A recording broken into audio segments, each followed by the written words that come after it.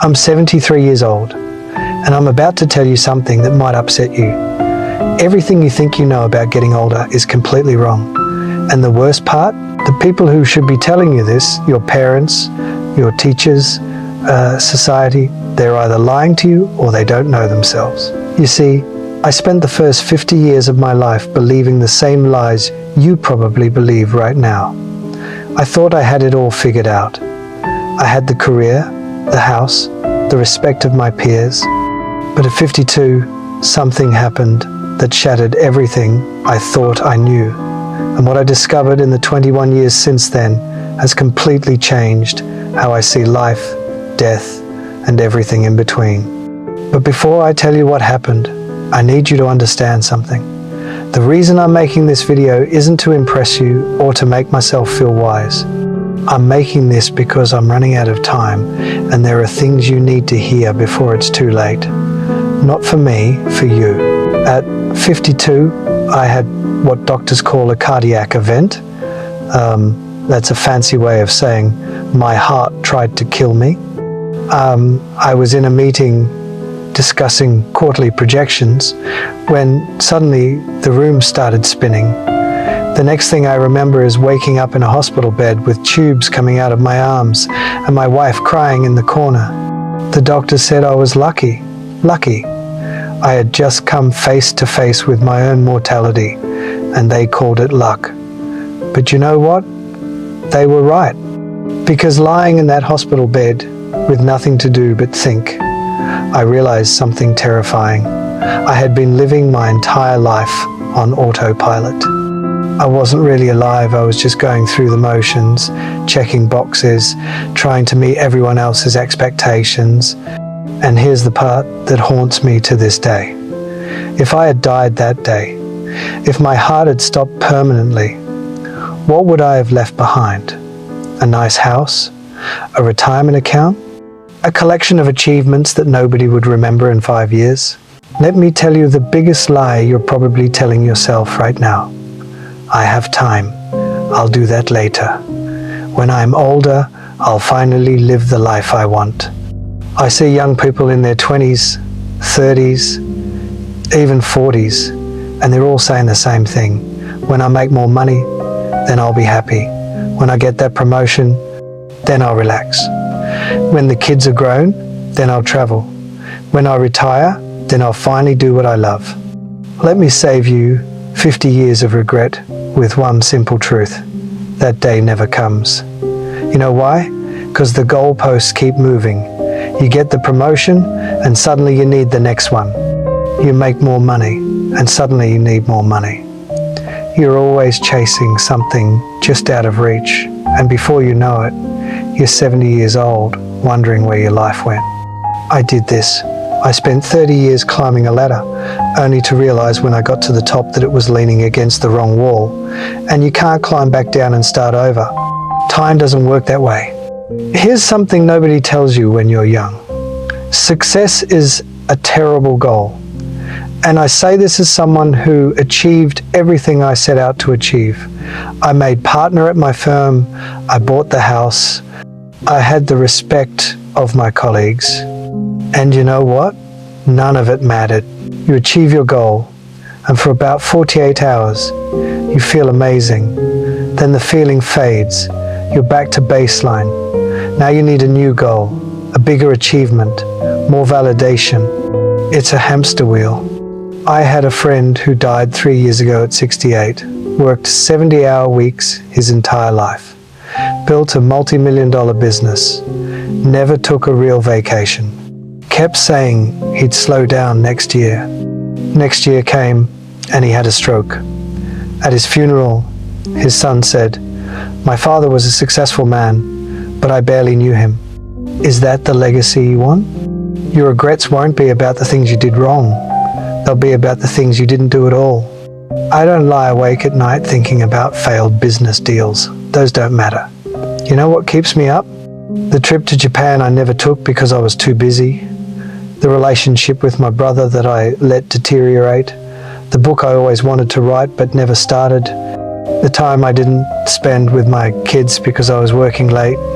These things eat at you. the missed opportunities, the roads not taken, the love you didn't express, the risks you didn't take because you were afraid.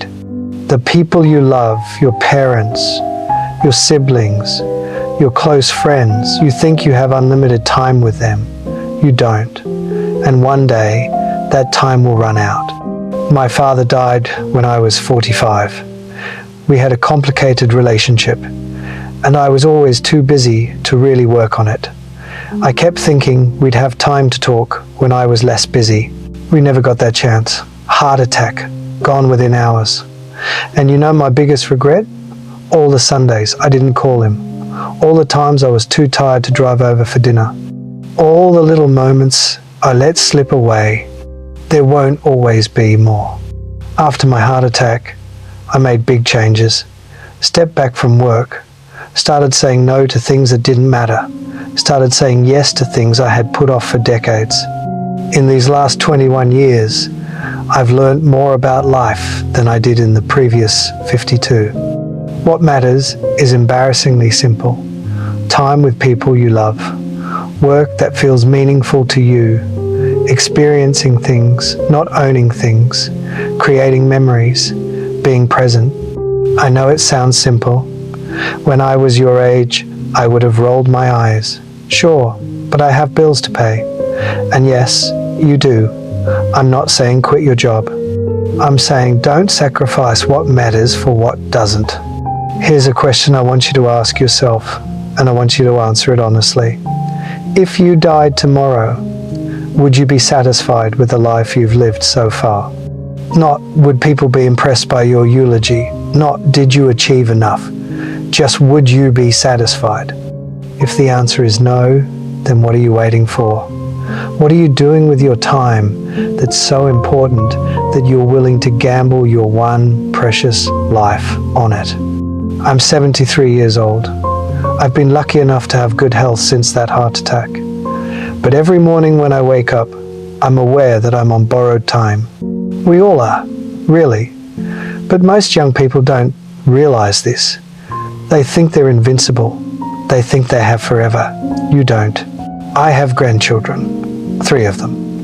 And when I look at them, I see the same patterns I see in most young people today. They're stressed, they're anxious, they're chasing things that won't make them happy. They're making the same mistakes I made. And I try to tell them, I try to share what I've learned. But you know what? They don't really listen. Not because they're bad kids, but because they can't. They're living in the storm right now. They can't see the patterns yet. They think their situation is unique, that the old rules don't apply to them. That's why I'm making this video. Because maybe, just maybe, if enough people hear this message, someone will actually listen. Someone will make different choices. Someone will avoid the regrets that haunt people like me every single day. You're getting closer to death. Nobody likes to think about this. But you don't have unlimited time. Neither do the people you love. Your parents, if they're still alive, they're getting older every day. One day, probably sooner than you think, they won't be here. Your friends, your spouse, your children, none of these relationships last forever. So what are you going to do? Keep putting off that phone call? Keep postponing that trip? Keep telling yourself you'll make time later? Or are you going to wake up today and start living like your time is limited because it is? If I could go back and talk to my 30-year-old self, here's what I would say. Stop trying to impress people who don't matter. Stop sacrificing your health for your career. Stop putting off joy until someday. Stop waiting for permission to live the life you want. Start calling your parents more often. Start taking the trips you dream about. Start doing the things that scare you. Start saying no to obligations that drain you. Start saying yes to experiences that fulfill you.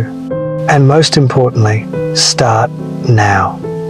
Not next year, not after this project, not when you have more money or more time or more whatever, now.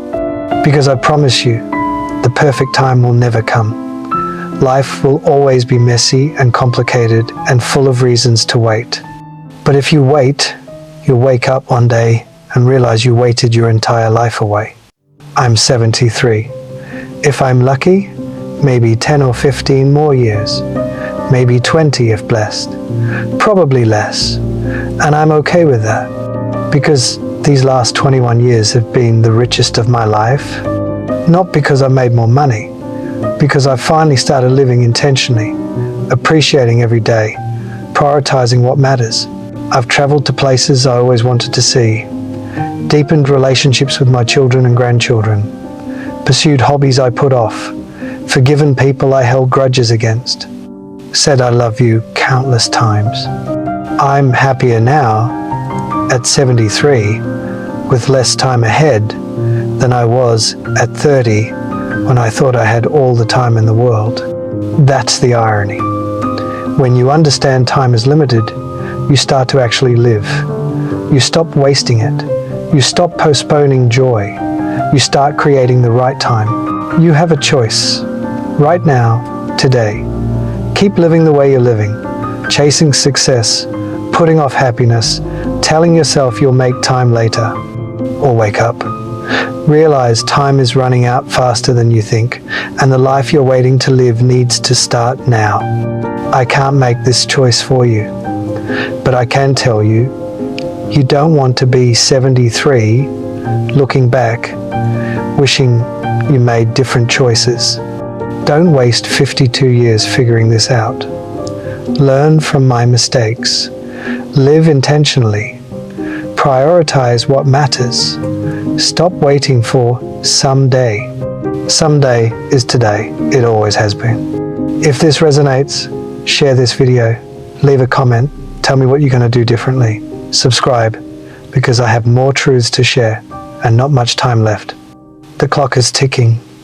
What are you going to do with your time?